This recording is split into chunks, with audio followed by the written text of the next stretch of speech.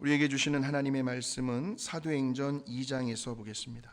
사도행전 2장 22절에서 24절까지의 말씀 우리 같이 읽겠습니다. 이스라엘 사람들아, 이 말을 들으라. 너희도 아는 바와 같이 하나님께서 나사렛 예수로 큰 권능과 기사와 표적을 너희 가운데서 베푸사 너희 앞에서 그를 증언하셨느니라. 그가 하나님께서 정하신 뜻과 미리 하신 대로 내준 바 되었거늘 너희가 법 없는 자들의 손을 빌려 못 박아 죽였으나 하나님께서 그를 사망의 고통에서 풀어 살리셨으니 이는 그가 사망에 매여 있을 수 없었음이라. 아멘. 오늘 본문의 말씀 24절을 보시게 되면 우리 예수님의 부활을 이렇게 표현해 놓고 있습니다. 자, 한번 보실까요? 하나님께서 그를, 예수 그리스도를 사망의 고통에서 풀어 살리셨으니, 그러니까 우리 예수님의 부활을 사망의 고통에서 풀어 살리셨다라는 표현을 쓰고 있습니다. 우리 이 시간에 그 예수님의 그러니까 우리 예수님께서 저 사망의 고통에서 계셨는데 그 사망의 고통에서 풀려나시고 부활하신 그 영광스러운 우리 주님을 한번 찬양으로 한번 고백해 보도록 하겠습니다. 힘차게 할렐루야 우리 예수 부활승 전하셨네. 세상 사람 찬양하니 천사와 답하도다. 구주 예수 부활하사 사망 권세 이겼네. 구주 예수 부활하사 사망 권세 이겼네.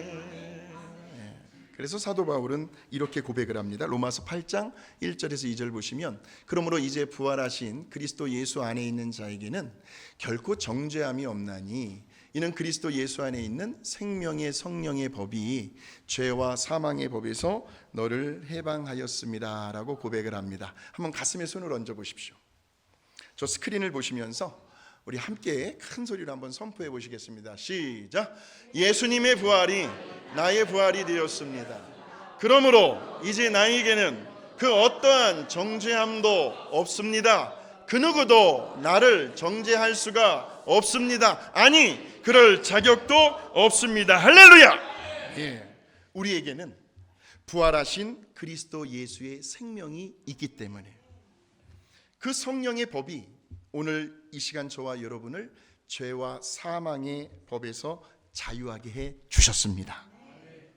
자, 지금 사도 바울의 저 고백을 보시면요, 서로 다른 두 가지의 법이 나오고 있습니다. 하나는 생명의 성령의 법입니다.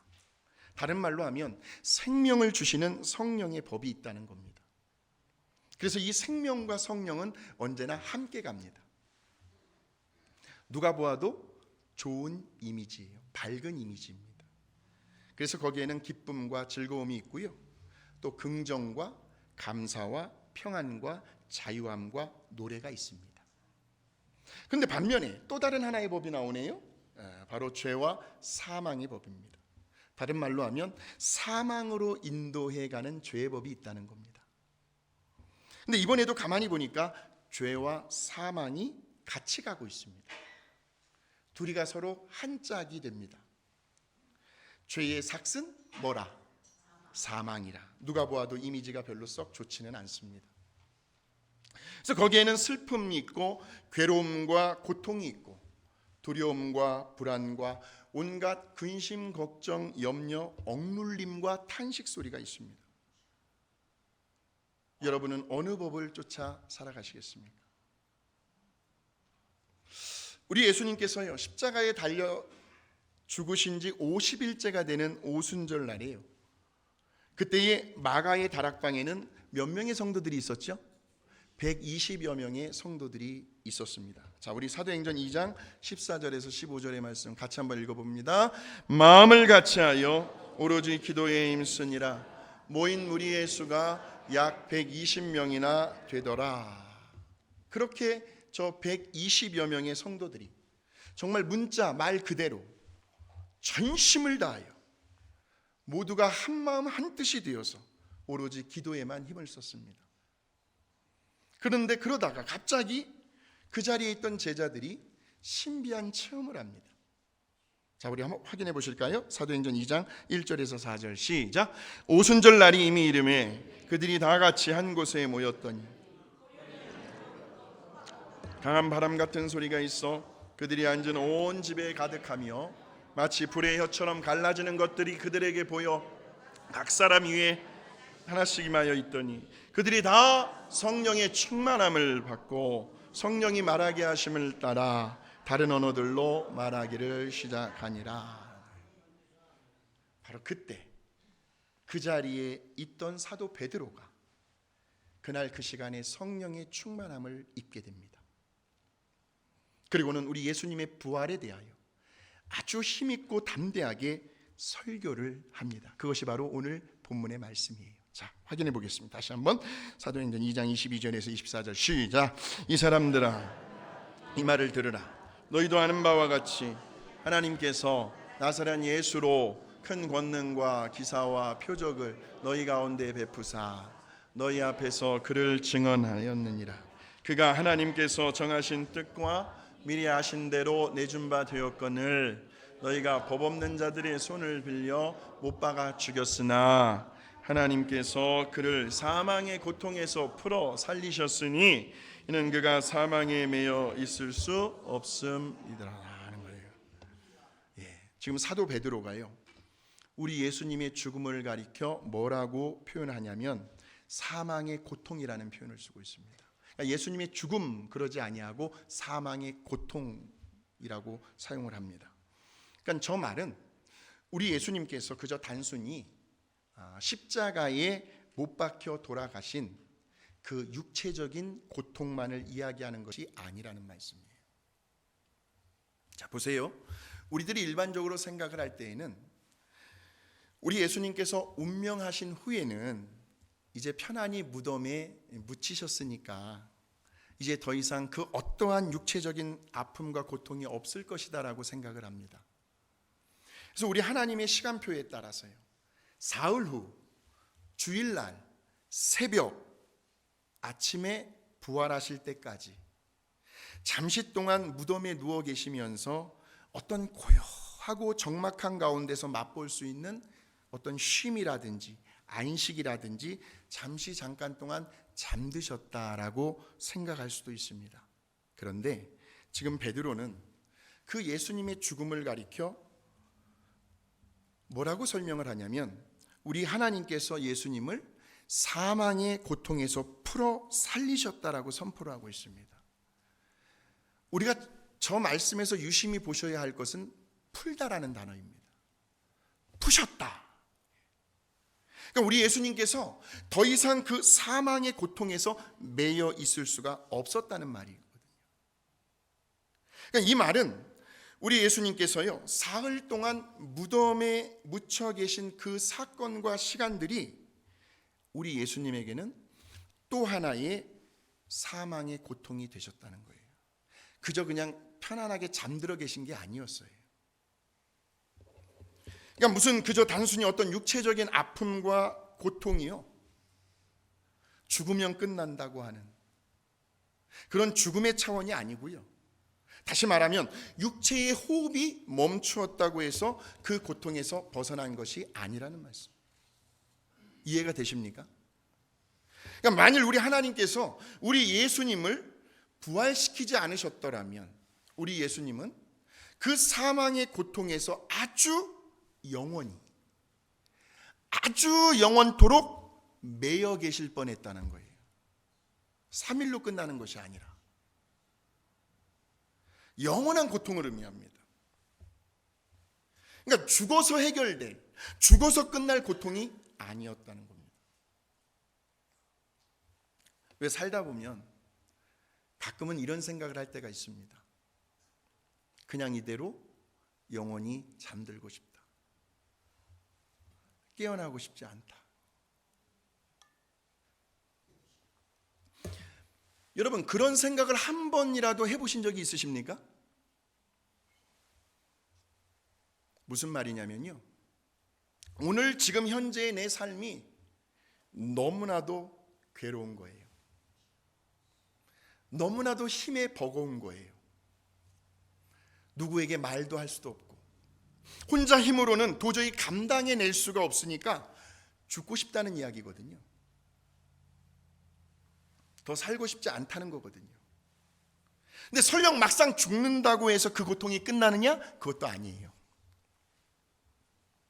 그래서 성경은 분명히 말하고 있습니다. 둘째 사망이 있다는 것을. 자, 우리 한번 그러니까 첫째 사망은요, 우리의 영혼이 육체와 분리되어 이 땅에서 죽는 것을 첫째 사망이라고 하고, 둘째 사망은 우리의 영혼이 하나님과 분리되어서 하나님께로부터 영원히 버림을 받는 것, 이것이 둘째 사망이에요. 자, 우리 한번 확인해 보겠습니다. 요한계시록 21장 8절입니다. 시작. 그러나 두려워하는 자들과 믿지 아니하는 자들과 흉악한 자들과 살인자들과 음행하는 자들과 점술가들과 우상숭배자들과 거짓말하는 모든 자들은 불과 유황으로 타는 못에 던져지리니 이것이 둘째 사망이라 하는 거죠. 그러니 이 땅에서 우리가 경험하는 그보다도 더한, 아니 그것과 비교도 안 되는 더 영원한 고통이 기다리고 있다는 거죠. 그런데 보세요, 우리 예수님께서 십자가 위에서 저와 여러분을 대신하여 속죄의 제물이 되어 주셨습니다. 그래서 베드로는 그의 첫 번째 편지에서 이렇게 고백을 하고 있어요. 베드로전서 2장 24절의 말씀입니다. 시작.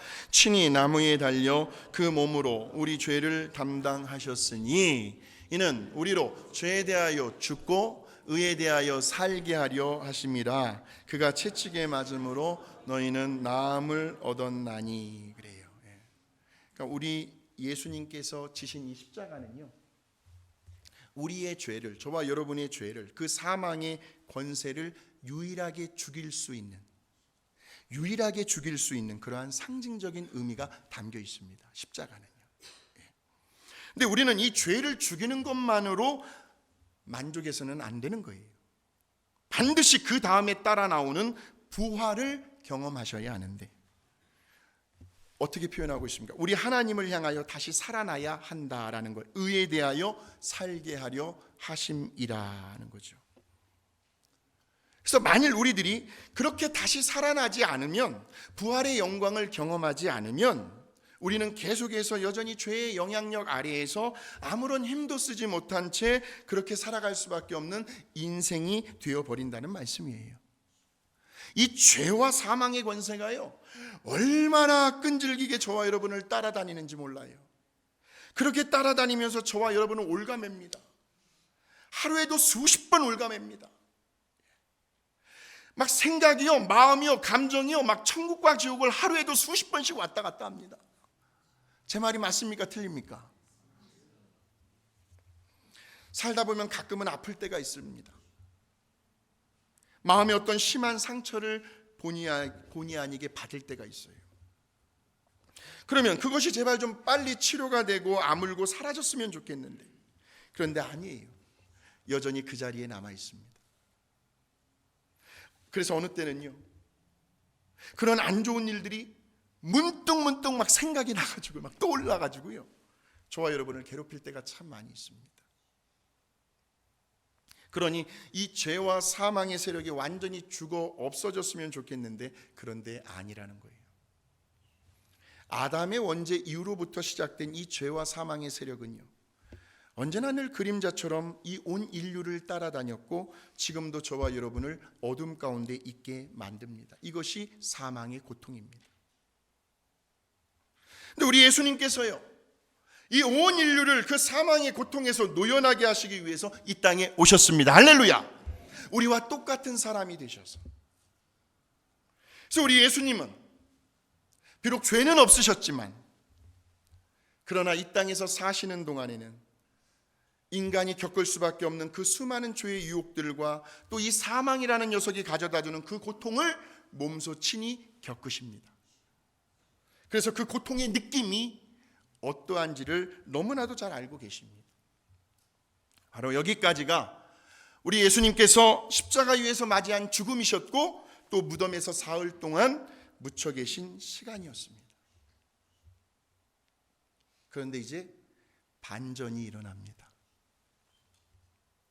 그 반전을 이루는 결정적인 사건이 바로 우리 예수님의 부활이셨어요.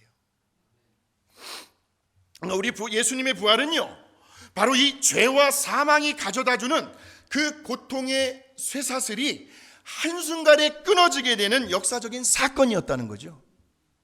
바로 여기에서 우리 하나님의 은혜가 나타납니다. 그러니까 십자가에서 절정을 이루었던 우리 하나님의 은혜는 3일 동안의 무덤을 거쳐서 부활의 새벽, 부활 그 아침에 완성이 됩니다. 그래서 부활의 아침은 우리 예수님을 믿는 저와 여러분들의 그 죄와 사망이 가져다주는 그 고통에서 자유롭게 풀려나는 시간이라고 할 수가 있는 거예요. 그래서 오늘 말씀의 제목이 사망의 고통에서 풀려난다 하는 거예요. 그래서 히브리서 기자는 우리 예수님의 그 부활의 아침을 이렇게 해석을 하고 있는데요. 우리 히브리서 2장 14절에서 16절입니다. 같이 한번 읽어보겠습니다. 시작. 자녀들은 혈과 육에 속하였음에 그도 또와 같은 혈과 육을 함께 지니심은 죽음을 통하여 죽음의 세력을 잡은 자 곧 마귀를 멸하시며 또 죽기를 무서워함으로 한평생 매여 종노릇하는 모든 자들을 놓아주려 하심이니 이는 확실히 천사들을 붙들어 주려 하심이 아니요 오직 아브라함의 자손을 붙들어 주려 하려 하심이라 하는 거예요.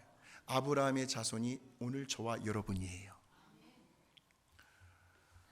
리스트로벨이라는 사람이 있습니다.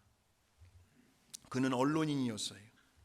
오랜 세월 동안 무신론을 신봉하다가요, 정말 알다가도 모를 우리 하나님의 기가 막힌 은혜와 섭리로 우리 예수님을 인격적으로 만난 사람입니다. 근데 이 사람이 한 번은 한 권의 책을 썼는데 그 책의 이름이 The Case for Grace라는 책이었어요. 그러니까 본인처럼 우리 하나님의 은혜로 다시 새롭게 거듭나고 새로운 인생을 살아가는 그런 사람들을 직접 만나서 인터뷰한 내용과 본인의 간증이 담겨있는 그런 책이었습니다. 그 중에 첫 번째로 나오는 인터뷰가 바로 스테파니에 관한 이야기였어요. 이 스테파니는 미국의 양부모님이 지어준 이름이에요. 그녀는 한국 전쟁 중에 태어난 혼혈아이였고요. 그러면서 그녀의 아버지가 누구인지도 모르는 사생아였어요. 아주 안타까운 불행한 아이였습니다. 근데 이제 그녀가 한 서너 살쯤 되었을 즈음에 그녀의 어머니는 아직도 젊어요. 앞으로 남은 인생이 창창해요. 그래서 그녀의 남은 인생을 좀 동반해 줄 좋은 남자를 좀 만나서 결혼하기로 마음을 먹습니다. 그런데 문제는 이 스테파니가 그 어머니의 앞날에 걸림돌이 되고 있는 거예요.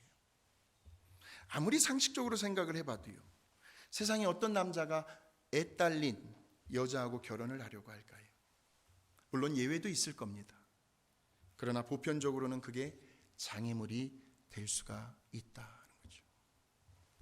그래서 그렇게 한참을 고민을 하던 중에 어느 날 이 어머니가 정말 큰 마음을 먹고, 그런데 엄마로서는 도저히 해서는 안 될 결단을 내립니다. 이 스테파니를 기차에 혼자 태워요.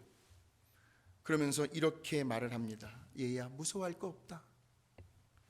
이따가 다른 사람들을 따라 기차에서 내리면 어떤 삼촌이 너를 데리러 기다리고 있을 것이다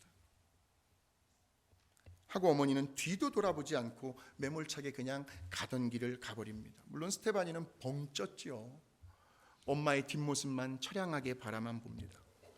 그리고는 엄마가 말한 대로 사람들을 따라 기차에서 내렸어요. 그러나 당연히 거기에는 그 누구도 나와 있질 않았습니다.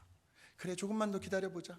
그 어린 마음에 혹시라도 삼촌이 늦게 나올 수도 있지 않을까, 일말의 기대감을 가지고 그 자리에서 기다리고 또 기다리는데도 삼촌은커녕 개미새끼 한 마리도 그녀에게 관심을 가져주는 사람이 없었습니다. 그러자 그 기차역의 역장이 그녀를 매몰차게 쫓아내버립니다. 나가라!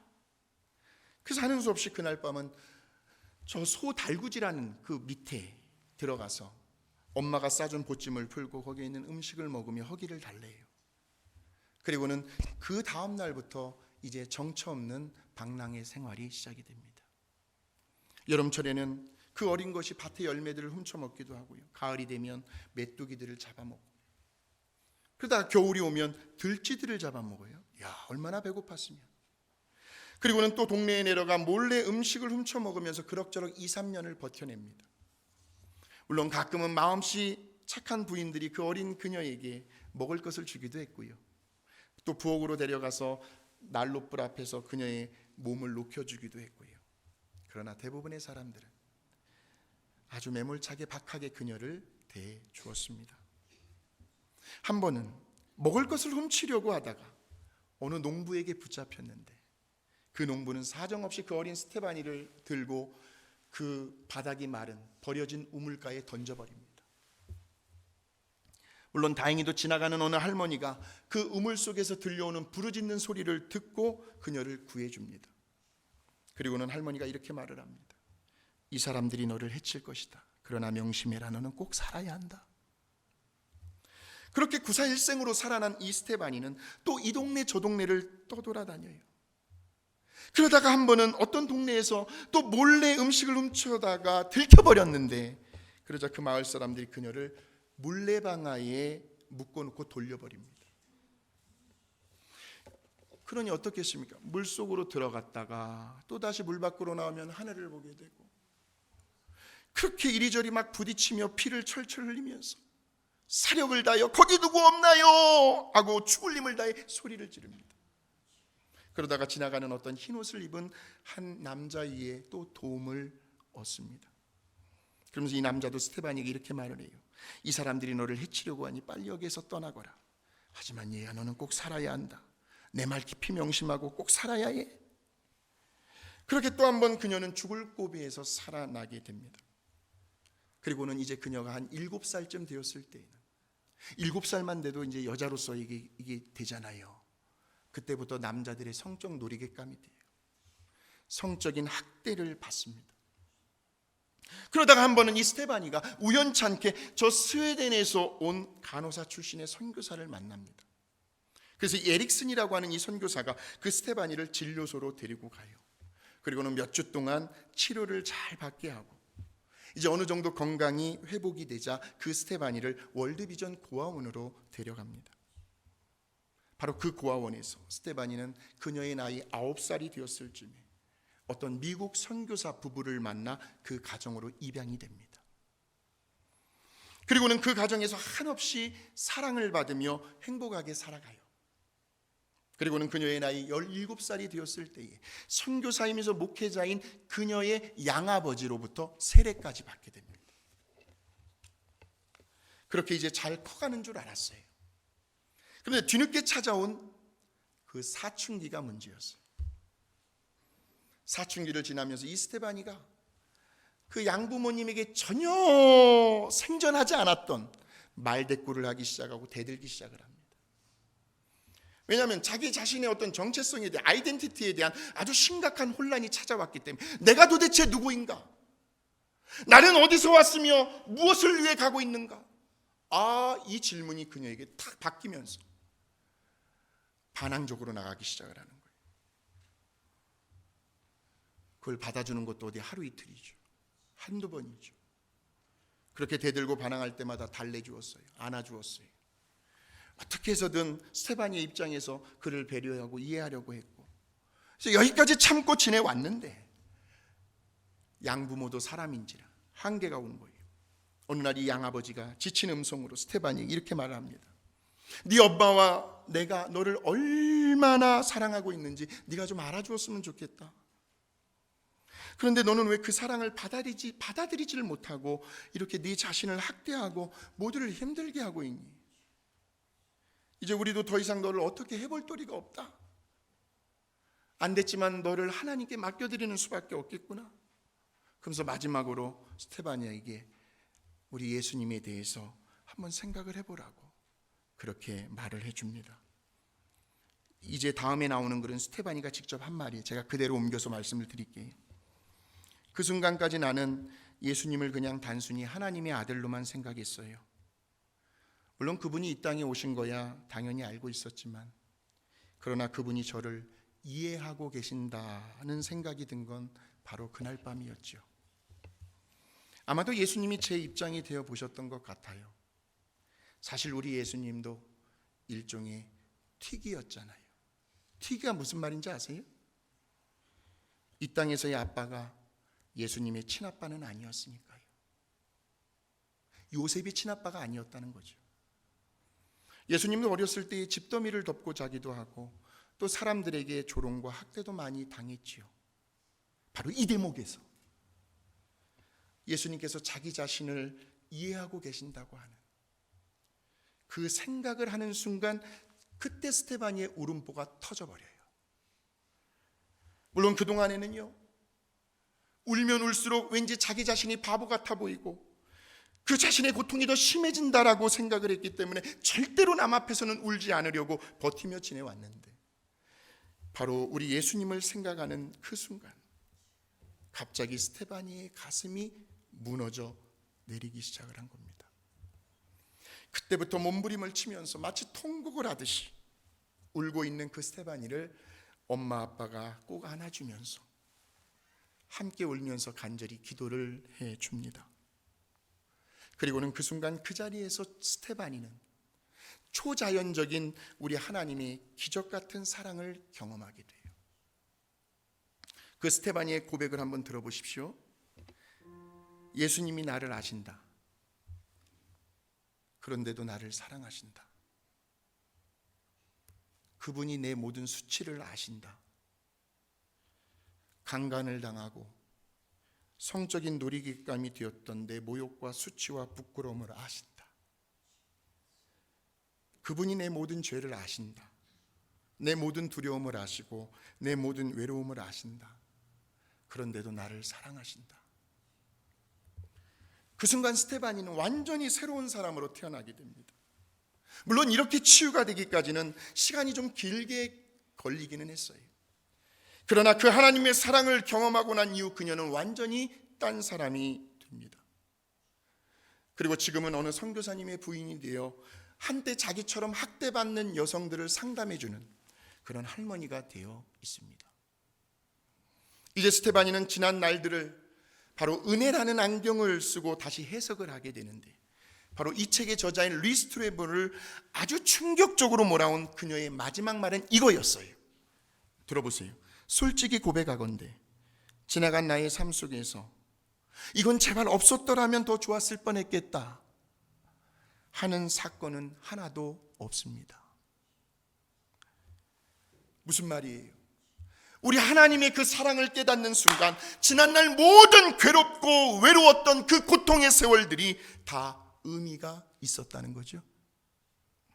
우리가 알거니와 하나님을 사랑하는 자 곧 그의 뜻대로 부르심을 입은 자들에게는 모든 것이 합력하여 선을 이루시는 그 하나님의 섭리와 계획과 시간표 속에 그녀의 인생이 들어가 있었다는 거죠.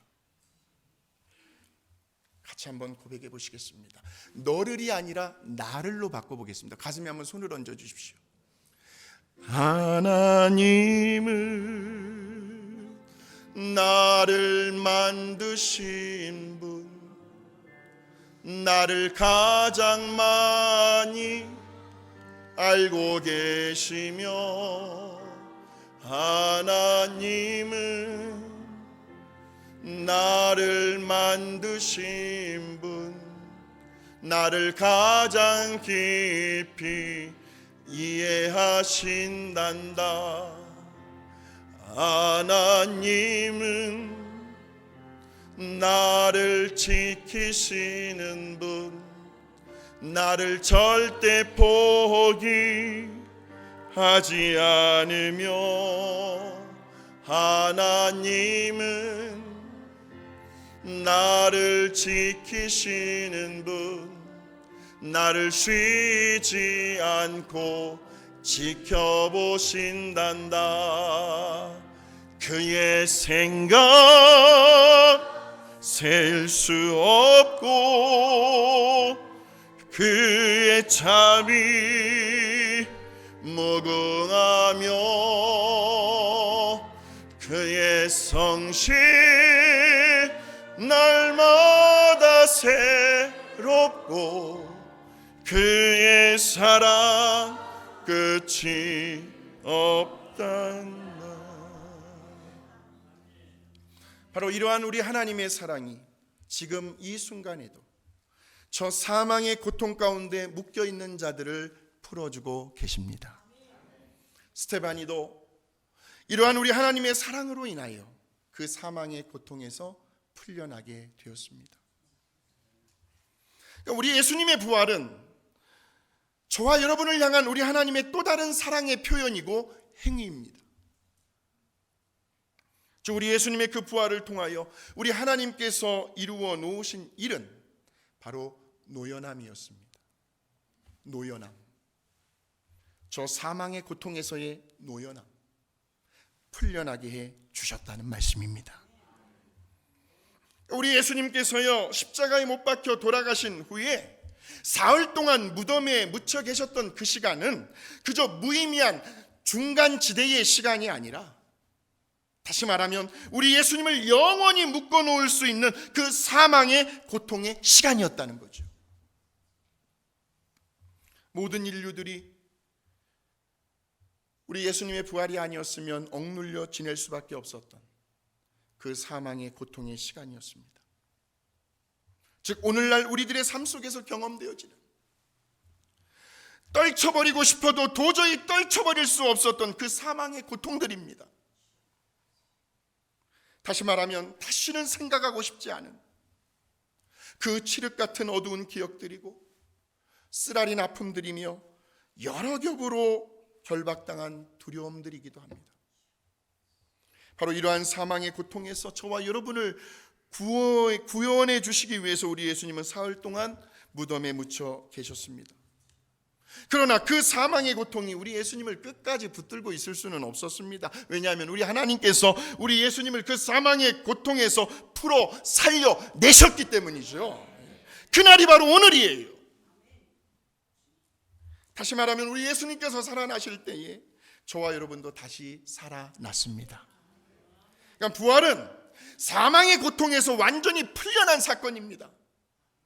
그 사건이 오늘 지금 이 순간 저와 여러분의 삶 속에서도 일어나야 합니다. 오늘 이 부활절에 그동안 저와 여러분을 얽어매고 있던 그 사망의 고통의 줄들이 단 한 번에 우두둑 끊어지셔야 합니다. 그렇게 되기 위해서는 저와 여러분이 하실 일은 아무것도 없습니다. 우리는 그저 그 하나님의 은혜를 믿음으로, 아멘으로, 감사함으로 받아들이기만 하면 됩니다. 오늘 이 본문의 말씀을 통해서요, 사도 베드로가 이해했던 우리 예수님의 부활은 그저 단순히 죽음에서 다시 살아나심이 아니라, 다시 말하면 우리 예수님의 부활은 사망의 고통에서 풀려남이었다는 말씀이죠.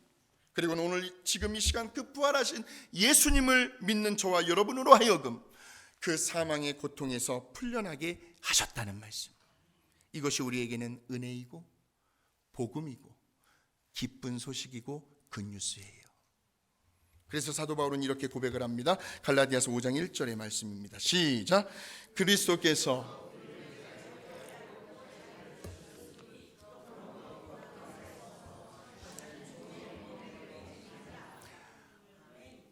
우리를 자유롭게 하시려고 자유를 주셨으니 그러므로 다시는 종의 멍에를 매지 말라. 자, 그렇다면 오늘 이 시간 지금까지 저와 여러분을 얽어매고 있었던 그 사망의 권세는 무엇입니까? 지금까지 우리를 감옥에 가두어 놓은 그 사망의 고통은 무엇입니까?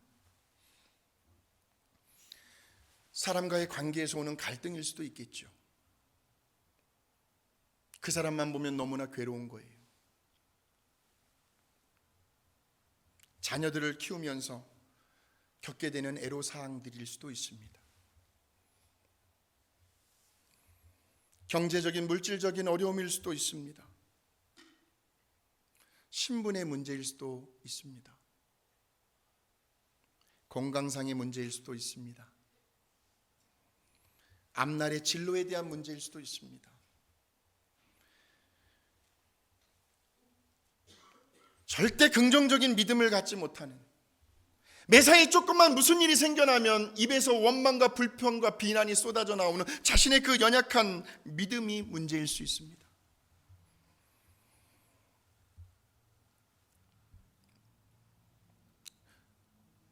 그 문제가 무엇이 되었든지 간에 우리 예수님은 오늘 이 시간 그 사망의 괴로운 고통으로부터 우리를 풀려나게 해주시기를 원하십니다. 그러므로 그 부활의 능력이 저와 여러분의 삶에 나타날 수 있도록 그냥 믿음으로 받아들이십시오. 우리 예수님을 죽음에서 일어나게 하신 그 하나님, 그 성령님께서 저와 여러분으로 하여금 그 사망의 고통으로부터 일어나 걸어 나오게 하실 줄로 믿습니다. 그러므로 이제 우리들의 삶 속에서 부활이 일어날 수 있도록 바로 오늘 이 시간 이 자리에서 성령님을 마음 가운데 모셔 드리십시오. 부활의 사건은 지금도 현재 진행형입니다. 우리 모두가 이 부활의 사건을 날마다 경험하시면서 죄와 사망의 고통으로부터 풀려나고 자유롭게 되시기를 다시 한번 주의 이름으로 축원합니다.